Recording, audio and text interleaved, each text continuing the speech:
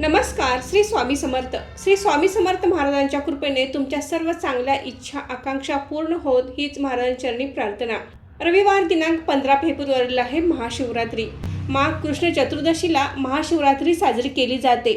तशी तर शिवरात्री ही प्रत्येक महिन्यात येते, परंतु माघ महिन्यात येणाऱ्या शिवरात्रीला विशेष महत्त्व आहे. म्हणून या शिवरात्रीला महाशिवरात्री असे म्हटले जाते. हिंदू धर्मामध्ये महाशिवरात्रीला विशेष महत्त्व आहे. महाशिवरात्रीला उपवास करणे, पूजा करणे आणि जागरण करणे या गोष्टी खूप महत्त्वाच्या मानल्या जातात. आपण वर्षभरामध्ये भगवान शिवशंकरांना स्मरून जेवढे काही व्रतवैकल्य पूजा करतो त्या सगळ्या व्रतवैकल्यांचे पुण्य आपल्याला फक्त एक महाशिवरात्रीचे व्रत केल्यामुळे मिळते. त्यामुळे प्रत्येकाने महाशिवरात्रीचे व्रत आवर्जून केले पाहिजे. मनासारखा जोडदार मिळावा म्हणून विवाहयोग्य मुलामुलींनी महाशिवरात्रीचे व्रत जरूर करावे. त्यामुळे लवकरच त्यांचे विवाह जुळून येऊन त्यांना सुयोग्य जोडदार मिळण्यास मदत होते. सौभाग्यवती स्त्रियांनी आपले सौभाग्य अखंड राहण्यासाठी महाशिवरात्रीचे व्रत जरूर करावे. महाशिवरात्रीच्या ज्या काही पूजाविधी आहेत त्या आपल्याला रविवारी 15 फेब्रुवारीलाच करायच्या आहेत. कारण चतुर्दशी तिथी ही 15 फेब्रुवारीला सायंकाळपासून सुरू होणार आहे.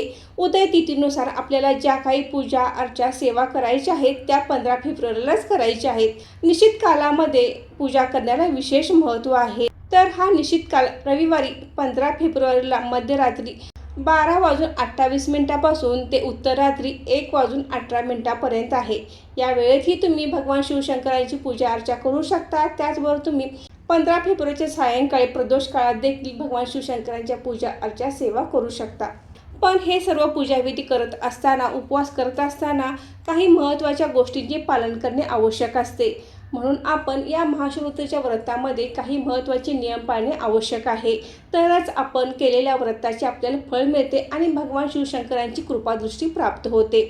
तर या महाशिवरात्रीच्या व्रतामध्ये काय करावे, काय करू नये, उपवास कसा करावा, त्याचबरोबर भगवान शिवशंकरांची पूजा करत असताना कोणत्या गोष्टींची काळजी घेतली पाहिजे, अशी संपूर्ण माहिती आपण आजच्या व्हिडिओमध्ये घेणार आहोत. तर व्हिडिओ स्किप न करता शेवटपर्यंत नक्की बघा.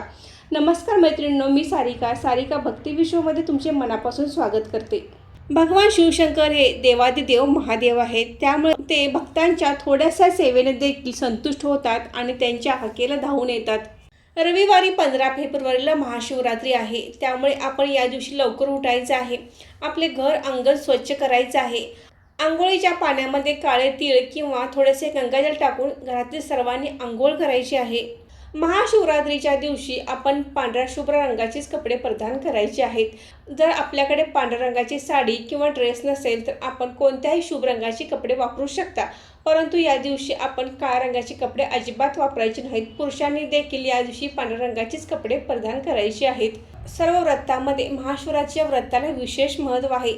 आपल्या मनोवांछित इच्छा पूर्ण होण्यासाठी प्रत्येकाने आवर्जून महाशिवरात्रीचा उपवास जरूर करावा.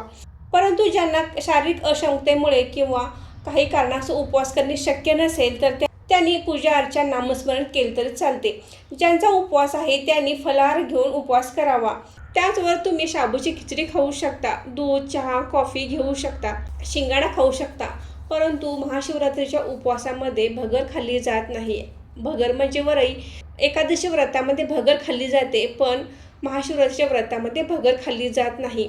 महाशिवरात्रीचा उपवास करताना उपवासामध्ये खाण्यासाठी आपण जे काही पदार्थ करतो त्यामध्ये आपण नेहमी जेवणात वापरतो ते मीठ न वापरता सैंधव मीठाचा वापर करून आपण हे पदार्थ बनवायचे आहेत. शेवटी उपवास हा आपल्या श्रद्धा आणि भक्तीवर असतो. तुम्ही फलाहार करून उपवास करा किंवा फराळ करून उपवास करा, फक्त मनोभावी उपवास करा. तुमच्या मनातील इच्छा भगवान शिवशंकर नक्कीच पूर्ण करतील. त्याचबरोबर आपण कांदा, लसूण, मांसाहार, दारू यासारखे तामसी पदार्थ आपण महाशिवरात्रीच्या उपवासा दिवशी टाळायचे आहे. ज्यांचा उपवास आहे त्यांनी तर टाळायचंच आहे. त्याचसोबतच ज्यांचा उपवास नाही त्यांनी देखील महाशिवरात्रीच्या दिवशी हे सर्व टाळायचं आहे. महाशिवरात्रीचा उपवास हा दिवसभर केला जातो. सायंकाळी देखील उपवासाचे पदार्थ खाल्ले जातात आणि हा उपवास दुसऱ्या दिवशी सकाळी सोडला जातो. ज्यांना असा उपवास करणे शक्य आहे त्यांनीच महाशिवरात्रीचा उपवास करावा. ज्यांना शक्य नाही त्यांनी पूजा अर्चा नामस्मरण करावे. महाशिवरात्रीच्या व्रता दिवशी दिवसा झोपू नये. दिवसा झोपल्याने व्रताचे पूर्ण फळ मिळत नाही. ज्यांना काही शारीरिक त्रास आहे ते झोपू शकतात. महाशिवरात्रीचे व्रत काही जण निर्जला म्हणजेच काही न खाता पिता फक्त पाणी पिऊन करतात.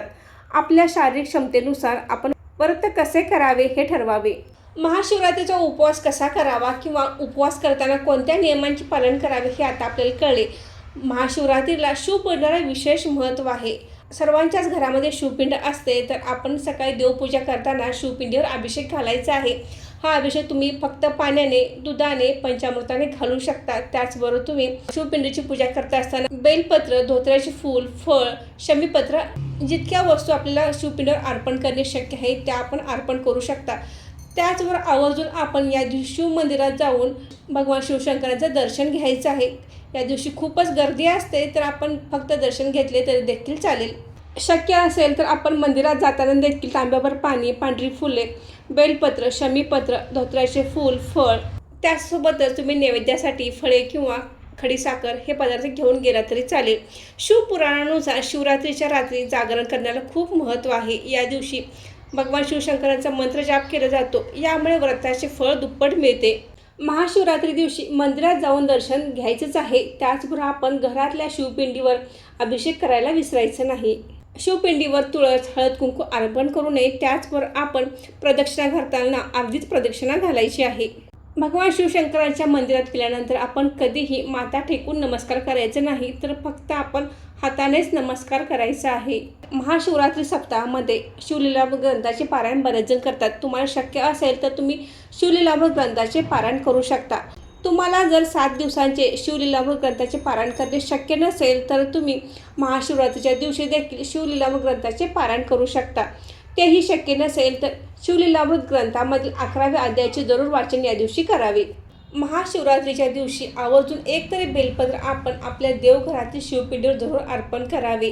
पण हे बेलपत्र महाशिवरात्री दिवशी तोडू नये, तर ते आदल्या दिवशी तोडलेले असावे. काही कारणास्तव आपल्याला एकही बेलपत्र या दिवशी मिळाले नाही, तर आपण मंदिरात जायचं आहे. मंदिरात जे शिवपिंडीवर बेलपत्र अर्पण केलेले असते, ते अर्पण केलेले शिवपिंडीवरचे बेलपत्र आणून जरी आपण आपल्या देवघरातील शिवपिंडीवर अर्पण केले तरी देखील चालते. महाशिवरात्री दिवशी शिवलीलामृत ग्रंथाचे पारायण, त्याचबरोबर शिवस्तुती, शिवाष्टोत्तर नामावली यांचे पठण जरूर करावे. त्याचबरोबर आपण ओम नमः शिवाय या मंत्राचा जप करू शकता. महामृत्युंजय मंत्राचा जप करू शकता. या दिवशी शिवतत्व हे अधिक पटीने कार्यरत असते, तर आपण आवर्जून भगवान शिवशंकरांच्या जितक्या जास्त सेवा जमतील तितक्या आपण करायच्या आहेत.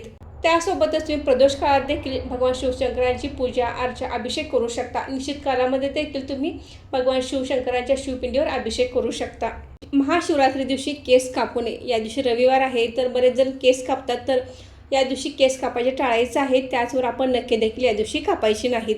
हा दिवस भगवान शिवशंकराच्या नामस्मरणात, पूजा अर्चामध्ये घालवायचा आहे. घरामध्ये भांडण, तंटा करू नये, कोणाशी वादविवाद घालू नये, तरच आपल्याला व्रताचे पूर्ण फळ मिळेल आणि भगवान शिवशंकरांची कृपादृष्टी प्राप्त होईल. महाशिवरात्रीचा उपवास हा दुसऱ्या दिवशी सोडला जातो, तर दुसऱ्या दिवशी सकाळी आपण देवपूजा केल्यानंतर आपण दही भाताचा नैवेद्य आपल्या देवघरामध्ये दाखवायचा आहे आणि तोच दही भात आपण रुईच्या पानावर घ्यायचा आहे. तो खाऊन आपण हा महाशिवरात्रीचा उपवास सोडायचा आहे. उपवासाच्या दिवशी कोणाशी भांडण, तंटा करू नये, कोणाची निंदा करू नये, खोटे बोलू नये, दुसऱ्याचे मन दुखवायचे नाही. आपले आचरण हे केवळ सात्विक ठेवावे. तर मैत्रिणींनो, महाशिवरात्रीचा उपवास करताना या नियमांचे आपण जरूर पालन करायचं आहे. तर आजचा व्हिडिओ इथेच थांबवते. आजची माहिती कशी वाटली कमेंट करून नक्की सांगा. व्हिडिओ आवडल्यास व्हिडिओ लाईक करा, शेअर करा आणि चॅनलला सबस्क्राईब करा. धन्यवाद.